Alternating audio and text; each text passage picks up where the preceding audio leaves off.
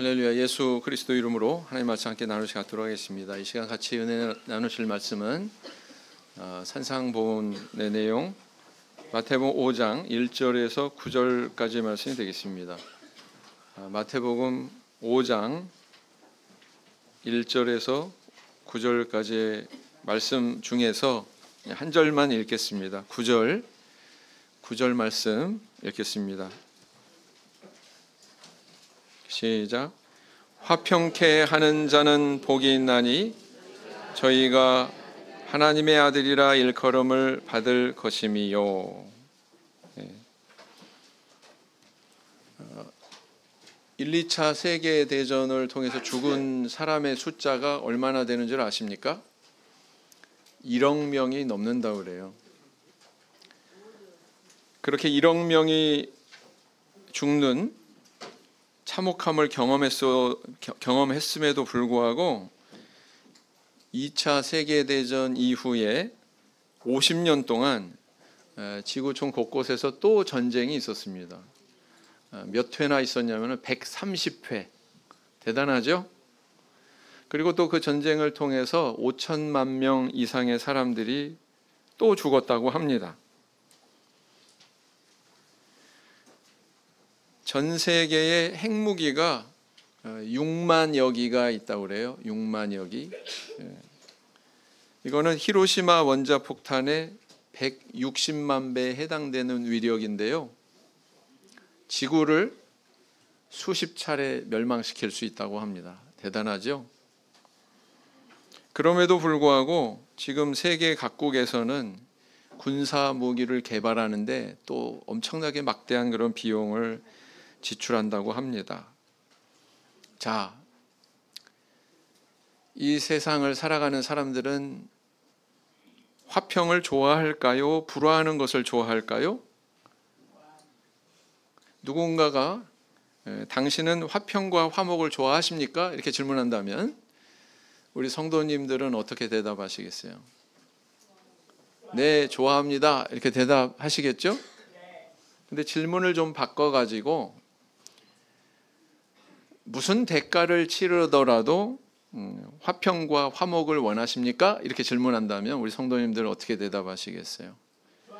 많은 사람들이 아마 머뭇거릴 것 같아요. 무슨 대가를 치르더라도 이게 뭘 의미하지? 생각이 깊어져서 쉽게 대답하지 못할 것 같습니다. 앞서서 제가 이 말씀을 드린 대로 전쟁으로 그렇게 많은 사람이 죽었음에도 불구하고 그렇게 또 많은 무기를 지금도 제조하고 있는 것을 보면 어때요? 인간은 화목과 화평을 사랑한다 이렇게 이야기할 수 있습니까? 아니요, 오히려 그 반대가 아닐까? 이렇게 의문을 가지게 된다는 거죠. 왜 그 반대의 것으로 우리가 판단할 수 있냐면 인간 안에는 이 화평과 화목을 깨더라도 이루고 싶은 어떤 욕망이 있어요. 소욕이 있습니다. 다른 목적이 있기 때문에 화평과 화목을 등 돌려버린다라는 것이죠. 그러면 우리는 어디에서부터 이 화평과 화목을 기대할 수 있을까요? 그리고 그것을 소유하기 위해서 우리는 어떤 길을 가야 될까요? 에베소서 2장 15절에서 16절까지 말씀을 보시겠습니다. 에베소서 2장 15절에서 16절까지 말씀. 에베소서 2장 15절에서 16절까지 말씀. 우리 한 목소리로 읽겠습니다. 시작. 원수된 것 곧 의문에 속한 계명의 율법을 자기 육체로 폐하셨으니 이는 이 둘로 자기의 안에서 한 새 사람을 지어 화평하게 하시고 또 십자가로 이 둘을 한 몸으로 하나님과 화목하게 하려 하심이라. 원수된 것을 십자가로 소멸하시고 그랬어요. 이 에베소서에서는 이 바울 사도가 우리에게 이루신 것을 이렇게 기록을 하고 있는데 하나님께서는 십자가의 복음을 통해서 화평을 주셨다 이렇게 이야기합니다. 십자가의 복음이 주어지기 전에는 하나님하고 인간과의 관계가 불화한 그런 관계였는데 십자가를 통해서 비로소 화목하게 됐다. 그리고 또 이 둘이라고 그랬는데 이 둘은 뭘 얘기할까요?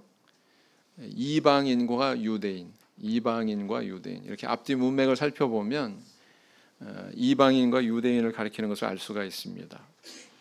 그래서 이 이방인과 유대인도 하나로 화목하게 하셨다. 이렇게 말씀을 하고 있거든요.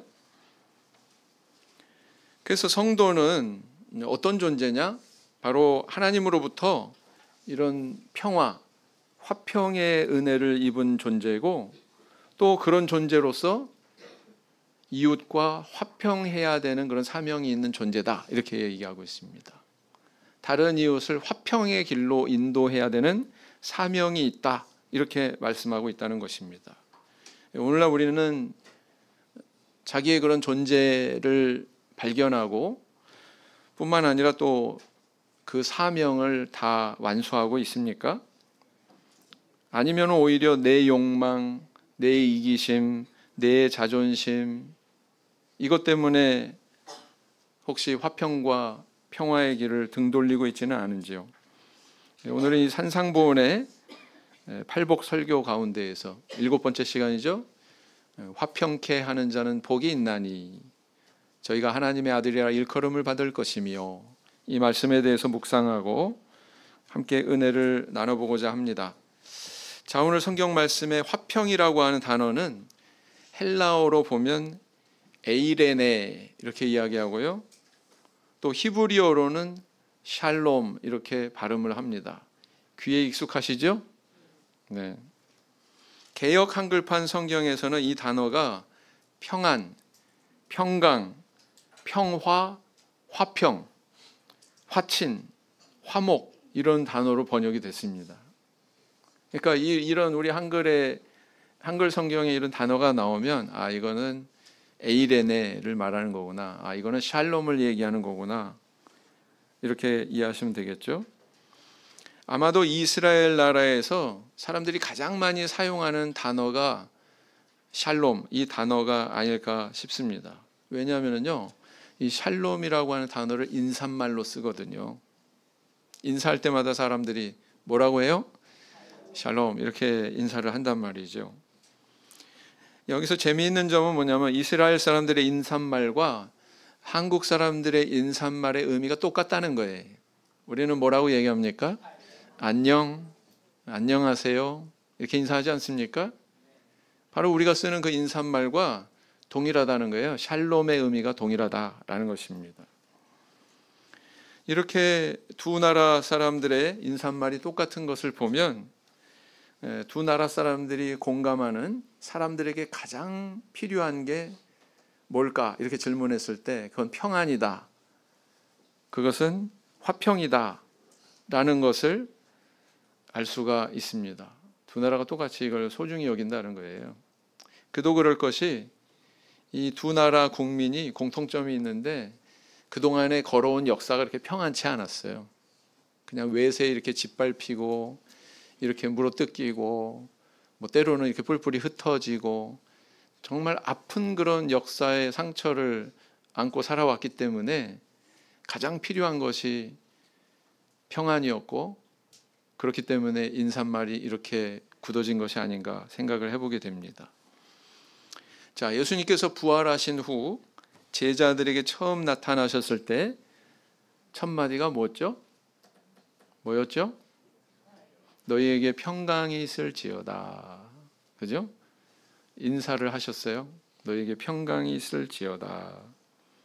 그런가 하면 바울 사도가 서신서를 시작할 때 항상 등장하는 인사말이 있습니다. 무엇과 무엇이 너희에게 있을지어다. 그렇게 편지를 시작하면서 본론으로 들어가요. 그렇게 인사하면서 본론으로 들어갑니다. 너희에게 은혜와 평강이 있을지어다. 이렇게 얘기하죠. 네, 한번 보세요. 이 말이 대단히 많이 등장하고 있습니다.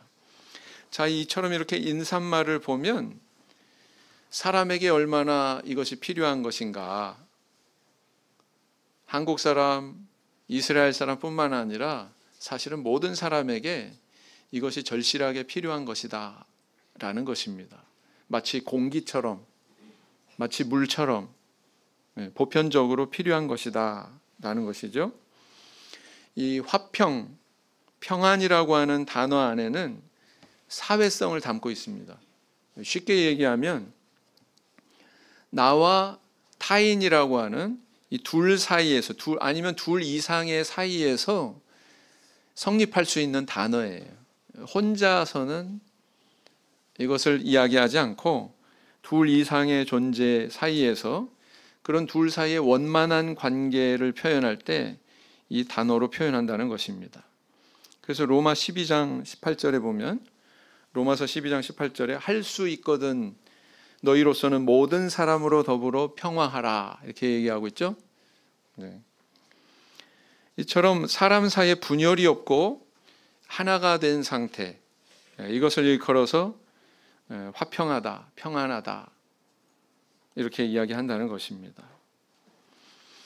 오늘 본문의 이 화평케 하는 자, 여기까지의 그 내용을 영어 성경에서는 뭐라고 표기했냐면 평화를 실천하는 사람, 이렇게 이야기하고 있습니다. 피스메이커, 평화를 만들어내는 사람, 뭐 이렇게 표현하고 있다는 것이죠.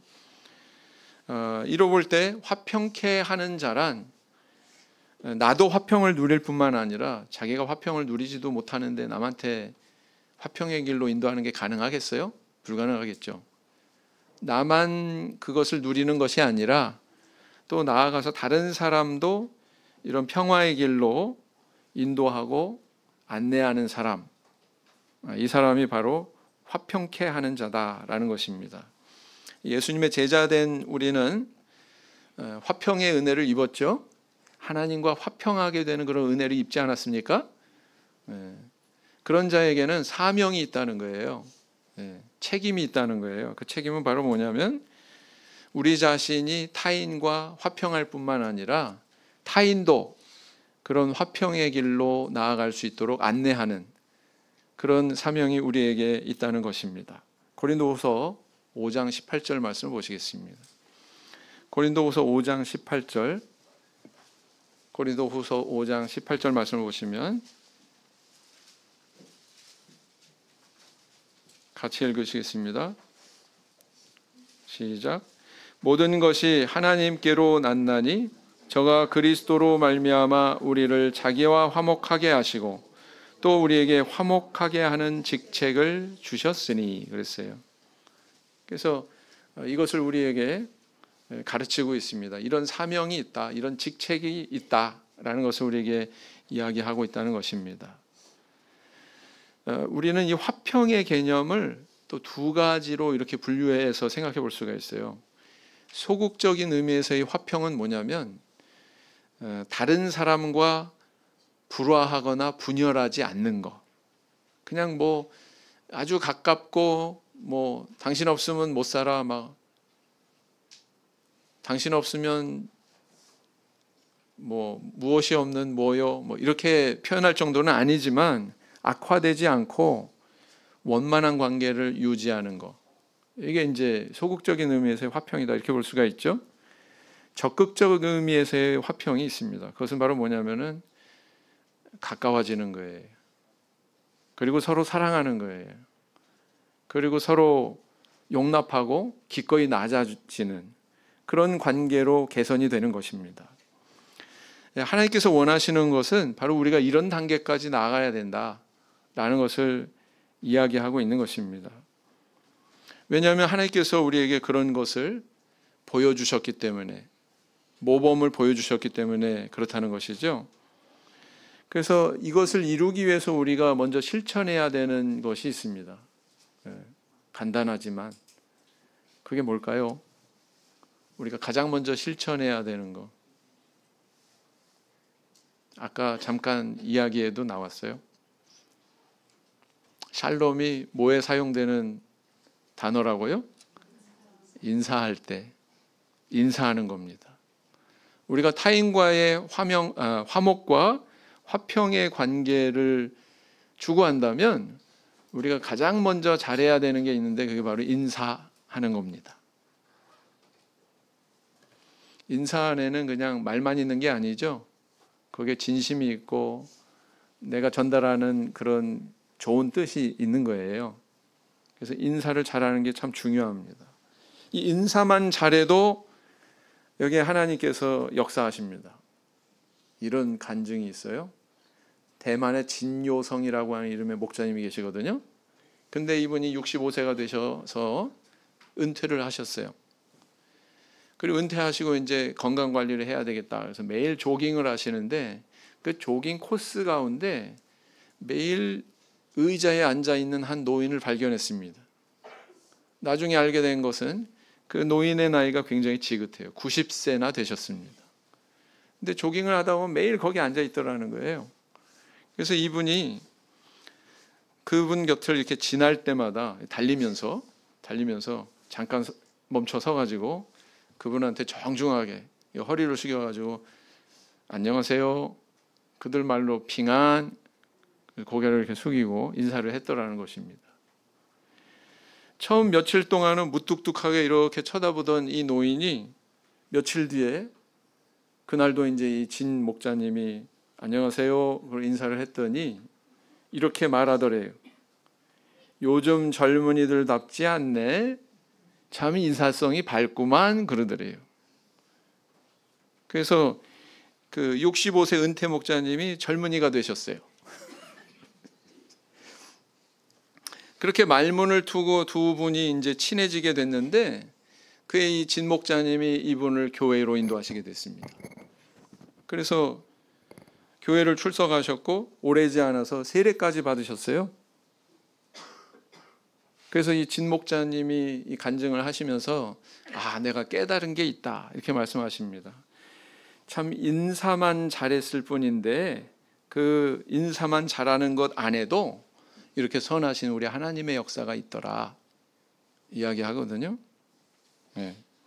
그래서 우리 성도는 어떤 존재냐?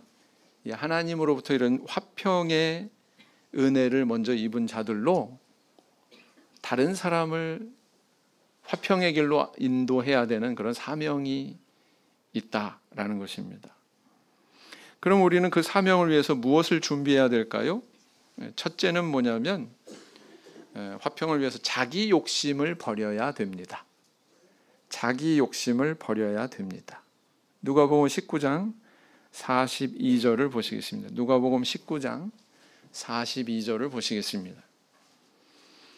가라사대 너도 오늘날 평화에 관한 일을 알았다면 좋을 뻔하였거니와 지금 내 눈에 숨기웠도다 그랬어요. 이 대목이 어떤 대목이냐면 예수님이 예루살렘을 향해서 이렇게 제자들과 같이 나아가시던 그런 순간이었습니다. 이제 저 예루살렘에 가면은 십자가를 지셔야 되고 마지막 이제 그 6월절이 임박한 그때에 그 예루살렘을 나아가는 여정에서 갑자기 예수님께서 눈물을 흘리셨어요. 예루살렘을 쳐다보시면서. 그러면서 하시는 말씀이 뭐예요? 평화에 관한 일을 알았다면 좋을 뻔하였거니와 그러면서 미래사를 이야기하십니다. 이스라엘 백성들이 이렇게 평안의 길도 모르고 자기 욕망에 이끌려서 하나님의 뜻을 떠나서 이렇게 나아가다가 결국은 멸망하게 될 그 미래사를 미리 보신 거예요. 예수님께서. 예루살렘아 예루살렘아 그렇게 부르시면서 그래서 이처럼 욕망에 사로잡힌 인간의 마음에 평화가 있을 수 없구나. 오로지 멸망만이 있을 뿐이구나 라는 것을 알 수가 있죠. 주님께서 그것을 우리에게 보여주신 것이죠. 이사야 59장 8절 말씀을 보시겠습니다. 이사야 59장 8절 말씀. 이사야 59장 8절 말씀.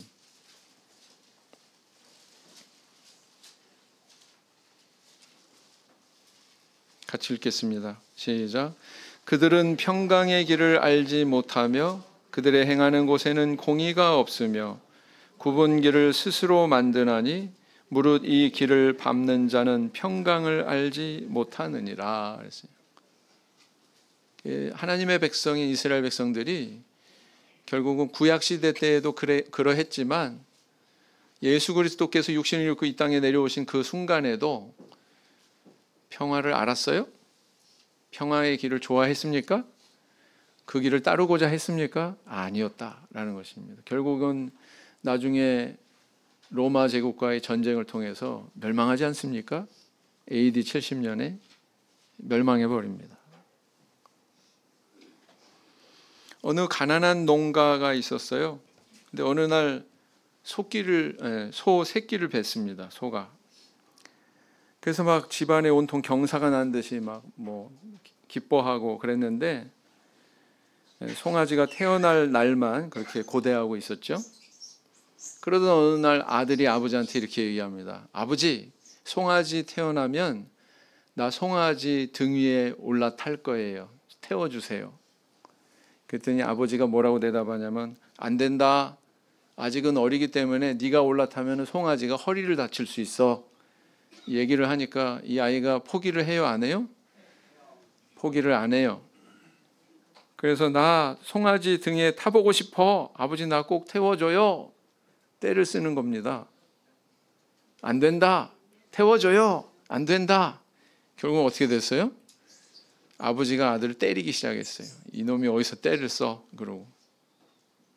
그래서 아들은 막 아프다고 동네가 떠나가도록 울고 그래서 가정의 화목이 깨졌더래요. 아직 태어나지도 않은 송아지 때문에. 사람 안에 이런 어리석음이 있어요? 없어요? 사람 안에 이런 어리석음이 있습니다. 구약의 사울왕을 한번 보세요.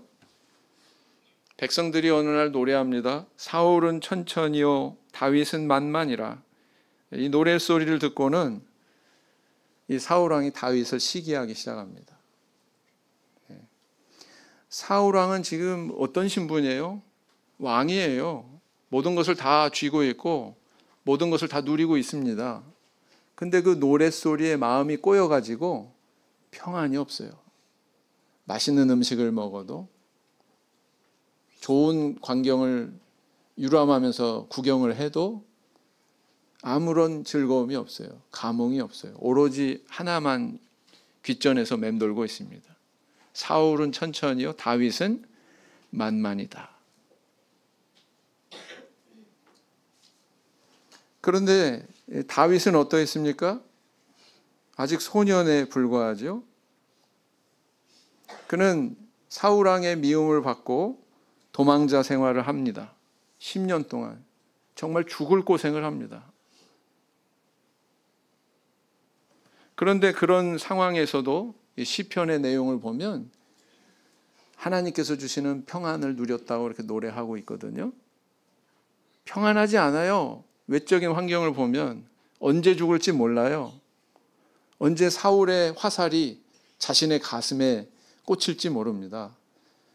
언제 사울왕이 던지는 창이 자신의 심장을 꿰뚫을지 모릅니다. 그런 불안한 상황에 살아가면서 화평하다, 평화롭다, 하나님께서 나에게 평화를 주신다, 이거 노래하고 있거든요. 이걸 보면 뭘 알 수 있습니까?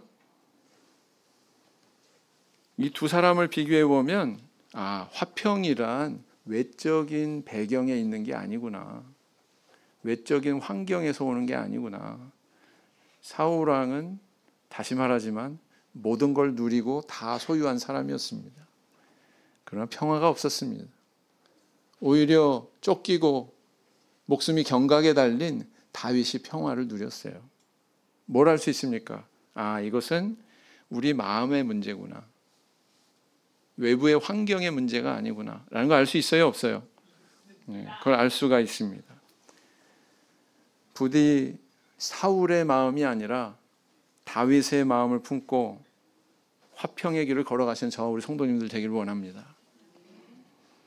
시편 34편 14절 말씀을 보시겠습니다. 시편 34편 14절 말씀을 보시겠습니다.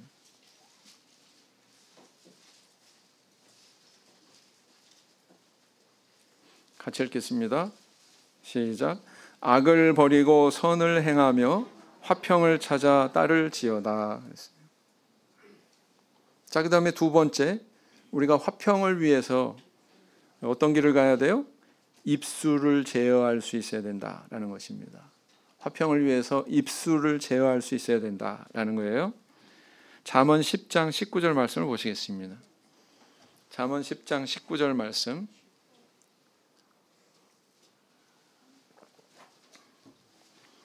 잠언 10장 19절 말씀.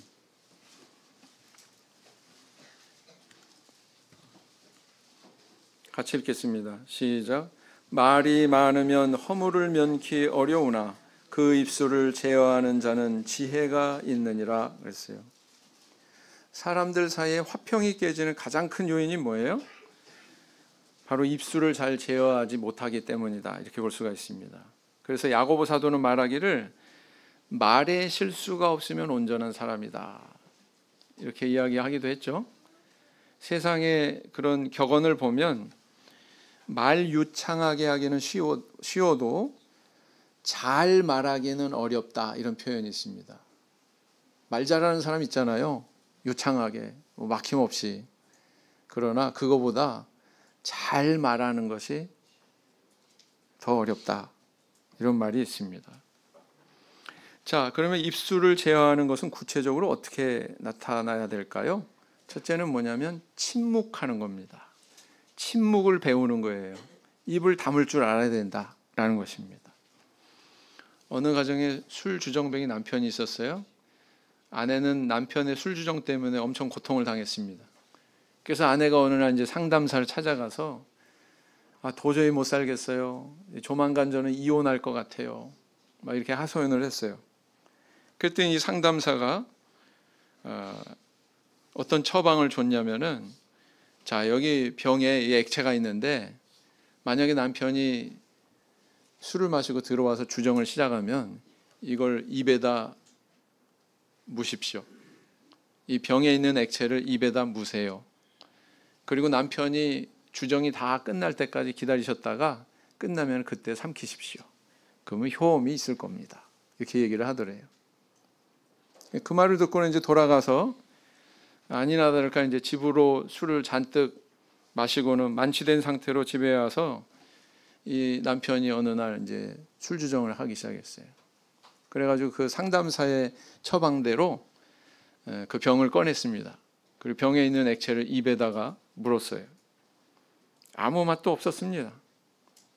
근데 약이라고 하니까 그걸 물고서 한참을 있었어요. 남편이 한참을 주정하고 뭐 고성을 내고 야단치고 하더니 시간이 지나니까 잠잠해졌습니다. 잠들어 버렸어요. 그래서 이 아내는 그 액체를 꿀꺽 삼켰습니다. 그렇게 며칠을 하니까 희한한 현상이 나타났어요. 남편이 더 이상 주정을 안 하고 그냥 조용해지더래요. 그래서 참 이상하다. 이 액체를 입에다 문 건 난데 남편이 저런 변화가 보이네. 상담사를 다시 찾아가가지고 선생님 이 약이 진짜로 효험이 좋은데요? 이거 뭘로 만든 거예요? 성분이 뭡니까? 이렇게 물었더니 상담사가 하는 말이 이건 그냥 평범한 물입니다. 사실은 아주머니의 침묵이 묘약이었습니다. 이렇게 대답을 하더랍니다. 여러분, 침묵이 유효하고 필요할 때가 있어요, 없어요? 네. 그것이 화평으로 가는, 뭐가 어떻고 막 얘기 많이 해봐야 오히려 상황이 더 악화되는 그런 순간이 얼마나 많습니까? 차라리 아무런 말 안 하고 침묵하는 것이 화평으로 인도하는 길이다라는 것입니다. 그러면은 침묵하는 것만이 능사인가? 이렇게 질문을 했을 때 또 그렇지만도 않아요. 오히려 침묵하는 게 악화시킬 수도 있고 개선이 안 될 수도 있습니다. 그럴 때는 판단을 해서 적절한 말을 건네는 것이 더 나을 때가 있다라는 것입니다. 참 이게 어렵죠. 말할 때와 침묵해야 될 때를 분별한다는 게 참 어려운 거죠. 그래서 이 적절한 말이 사람의 마음을 바꾸고 상황도 바꾸고 그래서 모두가 화평할 수 있는 길로 이렇게 안내되거든요. 그런 순간이 있습니다. 골로새서 4장 6절 말씀을 보시겠습니다. 골로새서 4장 6절 말씀을 보시겠습니다. 골로새서 4장 6절 같이 읽겠습니다. 시작. 너희 말을 항상 은혜 가운데서 소금으로 고르게 함같이 하라. 그리하면 각 사람에게 마땅히 대답할 것을 알리라 그랬어요. 말을 하되 소금으로 고르게 함같이 하라 이렇게 말씀하고 있는데 이게 도대체 무슨 뜻이냐라는 것입니다. 소금을 뿌리면 보통 이렇게 우리가 음식을 만들 때에 두 가지 효과가 있죠. 소금이 나타내는 두 가지 효과가 있습니다. 첫째는 뭐냐면 방부 효과입니다. 음식이 상하지 않아요. 그래서 우리 염장하지 않습니까? 안동은 바닷가에서 먼 동네인데 근데 거기 고등어가 참 유명해요. 그 비결이 뭐예요? 소금으로 이렇게 간하기 때문에 부패하지 않는다는 것입니다. 이렇게 그 소금이 음식의 부패를 막는 그런 방부 효과가 있듯이 우리 말에도 유사한 기능이 있습니다. 우리 말에도. 네.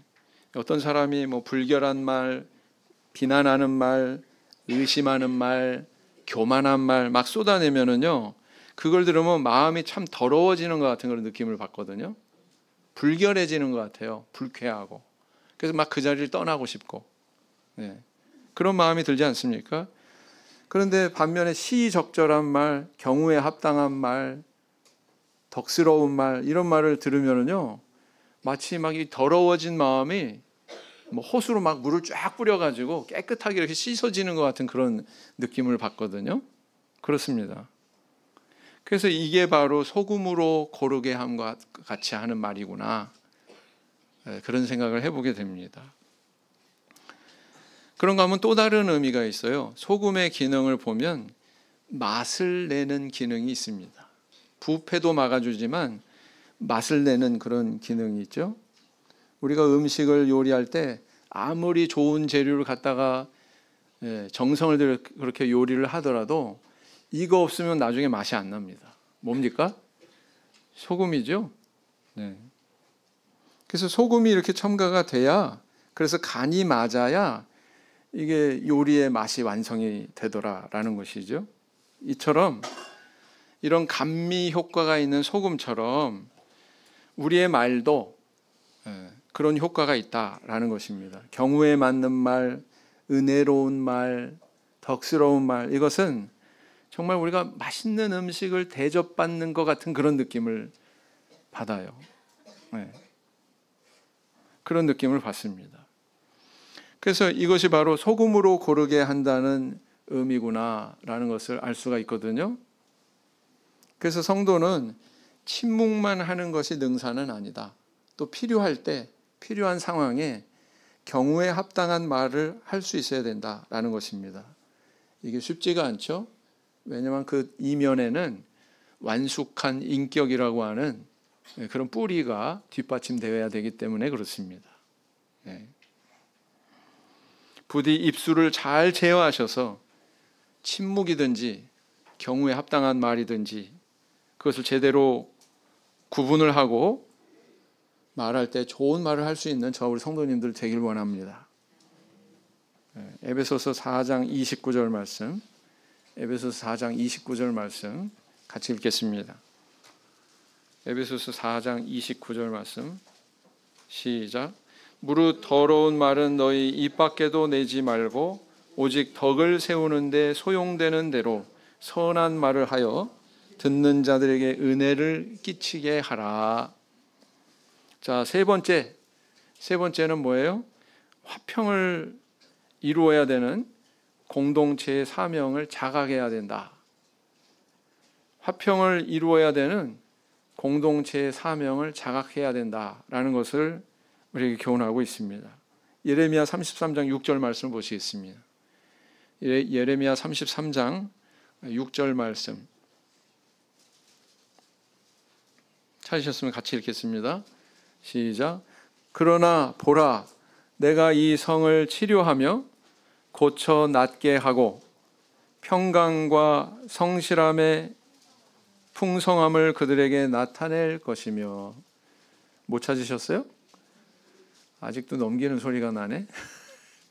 예레미야 33장 6절. 예레미야 33장 6절 말씀입니다. 자, 예레미야 선지자가 이 말씀 안에서, 예언의 말씀 안에서 이 성이라고 하는데, 이 성은 어떤 성일까요? 이 성을 치료하며 그랬어요. 예루살렘 성입니다. 예루살렘 성. 예루살렘 성을 치료한다, 이렇게 표현하고 있습니다. 이 예루살렘 성을 오늘날 우리에게 뭘 예표하고 있습니까? 무엇의 그림자예요? 교회의 그림자예요. 교회. 그런데 이 성을 치료하며 고쳐 낫게 하시고 평강과 성실함을 나타내신다, 이렇게 말씀하고 있습니다. 이것은 하나님이 세우신 이 교회가 평강의 안식처가 되게 하신다라는 뜻입니다. 평강의 안식처가 되게 하실 것이다 라는 뜻입니다. 그래서 교회는 전쟁터가 되고 분열과 분쟁하고 이런 모습이 있으면 안 돼요. 그건 하나님의 교회가 아닙니다. 하나님께서 의도하신 교회가 아닙니다. 마귀는 어때요? 마귀는 그 어원 자체가, 마귀 명칭의 어원 자체가 이 분리시킨다, 이런 의미가 거기 담겨 있어요. 분리시키는 그런 그 사역을 하는 것이 바로 마귀의 역사다라는 것입니다.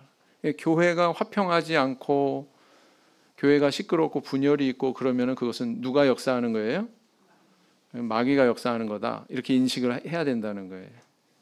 반면에 우리 하나님은 화목하게 하시고 하나가 되게 하십니다. 에베소 4장이 있잖아요. 성령의 하나 되게 하신 것을 힘써 지키라. 그런 말씀 있지 않습니까? 그래서 성도들은 이런 양상에 대한 분별력이 있어야 돼요. 두 가지 방향성이 있는데, 이게 뭔가 갈라지고 분열하고 분쟁하고 이런 현상이 눈에 딱 들어오면, 아, 이거 지금 마귀가 역사하고 있는 거구나 라고 분별하셔야 된다는 거예요. 아, 이게 지금 하나로 이렇게 화목하고 화평하고 모두가 다 즐거워하고 하나가 되고 있구나. 그러면 하나님께서 지금 우리 가운데 역사하고 계시구나. 그리고 이렇게 축복하고 계시구나. 이것을 인식하셔야 된다는 것입니다. 그렇게 이 화평의 기운이 돌아야 교회가 제대로 세워지는 것이고 교회가 교회로서의 기능을 할 수 있는 거다라는 거예요. 옛날에 얼룩소, 검은소, 붉은소 이렇게 세 마리가 함께 살고 있었습니다. 그래서 그 푸른 초장에서 막 풀을 뜯으면서 이렇게 서로 화목하게 살고 있었어요. 그런데 그 주변에는 사자가 한 마리가 있어가지고 호시탐탐 이 소들을 잡아먹으려고 노리고 있었습니다. 그래서 어느 날 막 사자가 한 소를 확 공격하면은 어떻겠어요? 나머지 두 마리 소가 막 달라들어가지고 뿔로 받아버리고 막 이래가지고 협력해가지고 뜻대로 되지 않았던 것입니다. 다른 두 소가 이렇게 합심해서 대항했기 때문에 사자는 감히 공격하기가 쉽지 않았다는 것이죠. 그러던 중에 이제 사자가 꾀를 냈어요. 어느 날 풀을 뜯고 있던 얼룩소에게 다가가 말했습니다. 야, 너희 세 마리 중에서 붉은 소가 가장 힘세다며? 이렇게 딱 한마디 던졌어요. 그랬더니 누가 그래? 얼룩소가 좀 불쾌했어요. 근데 얼룩소한테만 이렇게 한 게 아니고 이 사자란 놈이 다른 붉은 소, 검은 소한테도 다가가더니 똑같은 말을 했어요. 그랬더니 그때마다 다른 소들도 누가 그래? 그러면서 불쾌했습니다. 그래서 그 어느 날 성깔 있는 이 얼룩소가 붉은 소를 뿔로 그냥 들이받아 버렸어요. 그래가지고 둘이 막 티격태격 이제 다툼이 시작됐는데, 이 검은 소가 달려와가지고 이렇게 말리려고 했는데 말리다 보니까 어느새 자기도 거기에 휩쓸려가지고 싸우고 있더라는 거예요. 그래가지고 세 마리 소가 불화해가지고 이제 서로 따로 뿔뿔이 흩어져 가지고 살게 됐습니다. 결과가 어떻게 됐을까요? 사자가 차례대로 한 마리씩 잡아먹었더랍니다.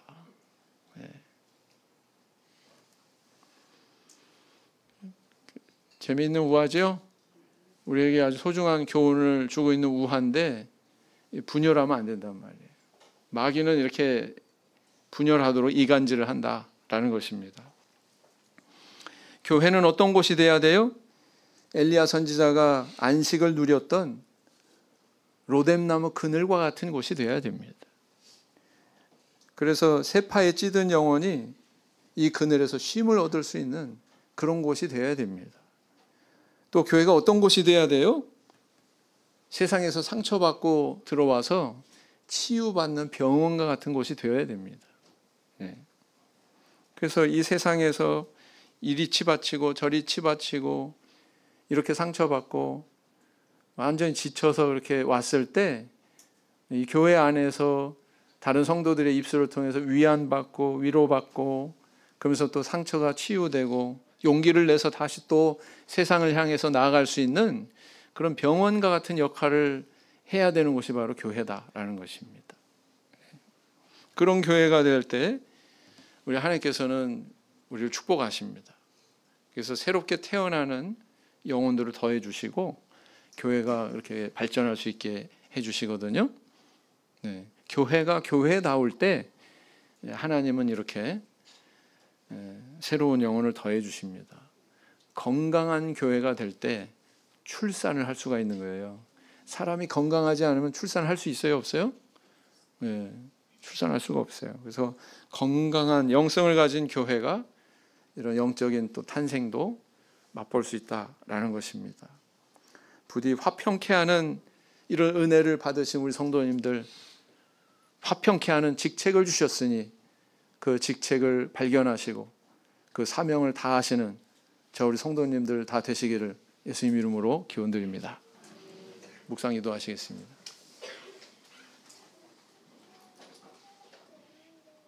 아멘.